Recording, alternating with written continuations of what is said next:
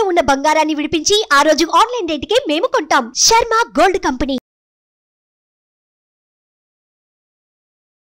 నమస్కారం, నేను మీ జాహ్నవి. మనతో ఉన్నారు ప్రముఖ జ్యోతిష్య వాస్తు పండితులు, ప్రముఖ ఆధ్యాత్మికవేత్త, అగ్ని ఉపాసకులు బ్రహ్మశ్రీ అన్నవరపు తిరుపతి మూర్తి అవధాని గురువు గారు. మాట్లాడేద్దాం. నమస్కారం గురువు గారు. ఓం శ్రీ మహాగణాధిపతయే నమః.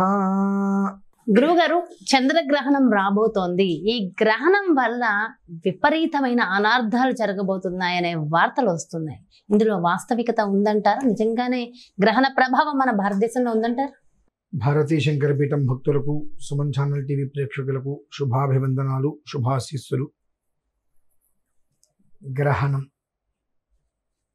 వాస్తవానికి గ్రహణం గురించి మనం మాట్లాడుకోవటం కూడా సమయం వృధానే అమ్మ. ఎందుకనంటే మన దేశానికి గ్రహణం ఒక ఛాయ కూడా లేదు. నేను నిన్న మొన్న చూసా, మరి చాలా ఇన్ని సంవత్సరాల తర్వాత వచ్చింది, అనర్థాలు జరుగుతున్నాయి అని. మంచిది, శుభం. ఇప్పుడు ఏదైనా ఒకటి అనర్థం జరుగుతుంది అంటే ఏ కారణరీత్యా జరుగుతుంది, గ్రహణ సమయంలో ఉండేటువంటి గతులేమిటి అనేటువంటి విషయాలు చూసుకోవాలి.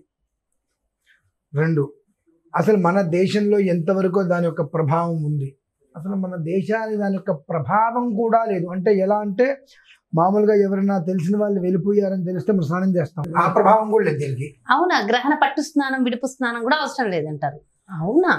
కాకపోతే అనాది నుంచి మనం గ్రహణం అనగా స్నానం చేస్తూ ఉంటాం కాబట్టి ఆ ఒక సెంటిమెంట్గా మనం స్నానాలు చెప్పి మినహాయిస్తే, ఎలాంటి గ్రహణానికి సంబంధించినటువంటి విధానాల్లో ఈ ప్రమాదాలు ఇక్కడ ఉన్నవి, దీనికి ప్రమాదం ఉంటుంది అనేటువంటిది మన భారతదేశ పరిసరాల్లో మాత్రం ఎక్కడా లేదండి.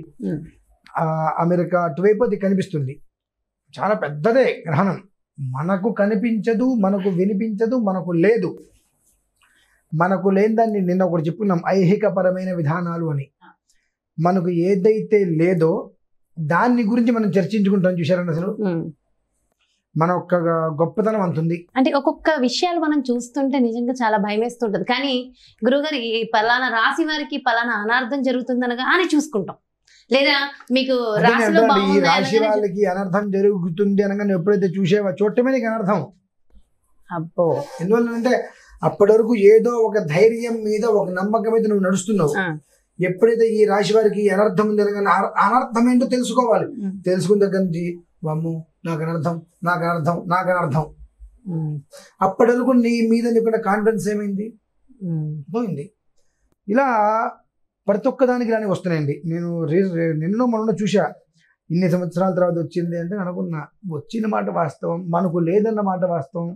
మనకు లేనిది ఎక్కడో వచ్చింది, ఇక్కడ వచ్చింది, మనం ఎందుకు చెప్పుకోవాలి? అంత అవసరమే ఉంది.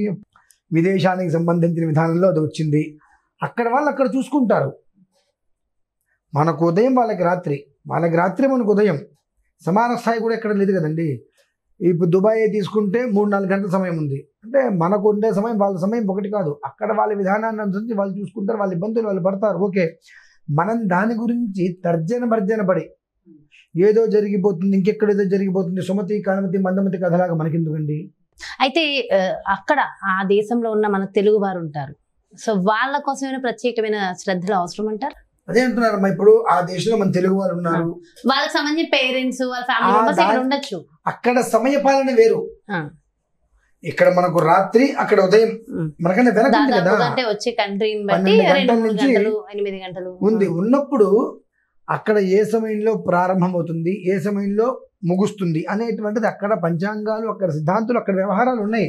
ఎక్కడి మనం ప్రత్యేకంగా సూచించవలసిన అవసరం లేదు. ఎందువల్లనంటే ఈ కాలిఫోర్నియా అటువైపు వీళ్ళు 6 నెలలకు ఒకసారి ఒక 2 గంటలు వెనక్కి ముందుకి చేస్తుంటారు. మనం ఇప్పుడు ఒకటి చెప్తాం, ఈ చెప్పిన దానికి ముందు రోజు లేదంటే 2 రోజులు అవతలో వాళ్ళ గడియారం తిప్పే సమయం వచ్చింది అనుకోండి, ఖచ్చితంగా పప్పులో కాలేసిన వాళ్ళు అవుతాం మనం. ఆయన చెప్పారు ఇదే అని చెప్పి 2 గంటలు లేటుగా వచ్చింది, 2 గంటల ముందే వచ్చింది, సరే అని చూసుకొని చెప్పలేరా అంటారు. అందుకని వాళ్ళ ముళ్ళు అటు ఇటు తిప్పారన్న విషయం మనకు తెలియదు కదా, తిప్పుకుంటారనేటువంటి విషయం. కాబట్టి గ్రహణం ఉన్నమాట వాస్తవం, మనకు లేదు అనే మాట కూడా వాస్తవమే.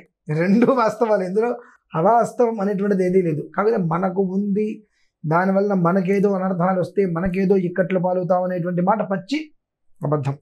దాన్ని దృష్టిలో ఉంచుకొని వస్తాయి. నాకు తెలిసి ఇంకో 2-3 రోజులు వచ్చేస్తాయి. గర్భవతులు ఇలా ఉండండి, వీళ్ళు ఇలా ఉండండి, వాళ్ళు చెప్తున్నారు గురువు గారు.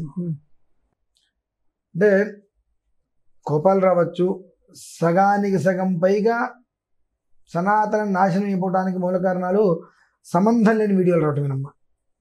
ఏదైనా ఒకటి ఉంది, దానికి ప్రమాణం కావాలి. ప్రమాణం లేదు, నువ్వే ప్రమాణం ఇది ఎందుకు చెప్పడం?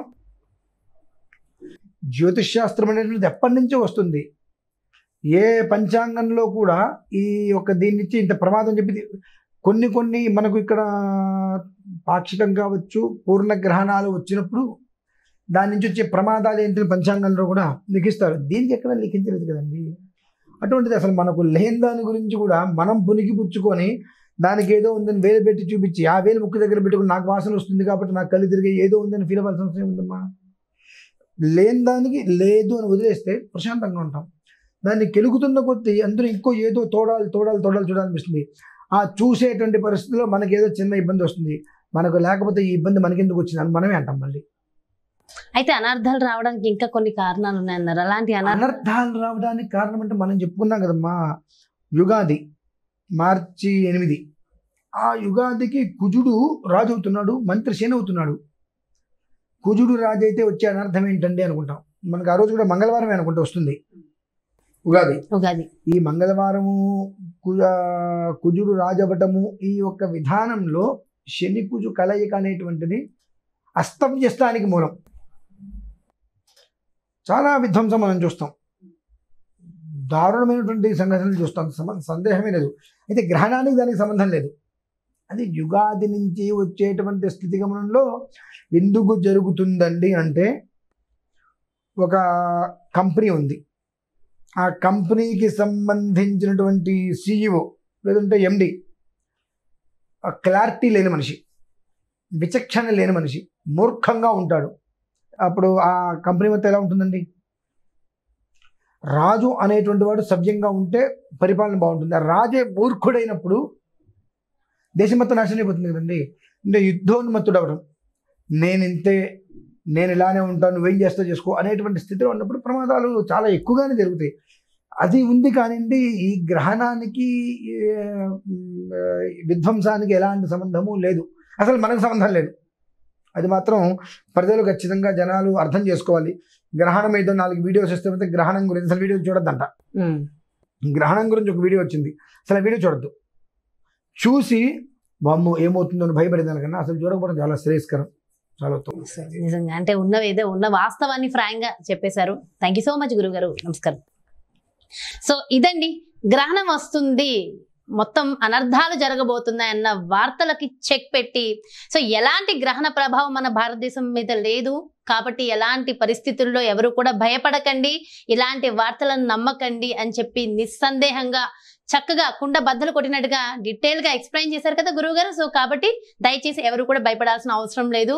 సో అలాంటి వార్తలను మాత్రం ఎట్టి పరిస్థితుల్లో నమ్మకండి. మరో చక్కటి ప్రత్యేకమైన కార్యక్రమంతో మళ్ళీ మీ ముందుకు వచ్చేస్తాను. మరి అదేవిధంగా పర్సనల్ గా మీ యొక్క జాతకానికి సంబంధించి కానీ, లేదంటే మీ ఇంటి వ్యాపార వాస్తుకు సంబంధించి కానీ గురువు గారిని సంప్రదించాలి, డీటెయిల్స్ కావాలి అనుకున్నా, లేదంటే ఎప్పుడు కూడా నిరంతరం ప్రత్యేకమైన పూజలు, హోమాలు, వ్రతాలు నిర్వహిస్తూ ఉంటారు కదా గురువు గారు. మరి వాటికి సంబంధించిన వివరాల కోసం డీటెయిల్స్ కావాలి అన్నా క్రింద డిస్ప్లే అవుతున్నటువంటి నెంబర్స్ కి కాల్ చేసి వివరాలు కనుక్కోండి. నమస్కారం. సుమన్ టీవీలో మీ పర్సనల్ అండ్ బిజినెస్ ప్రమోషన్స్ కోసం కింది నెంబర్ కి కాంటాక్ట్ చేయండి.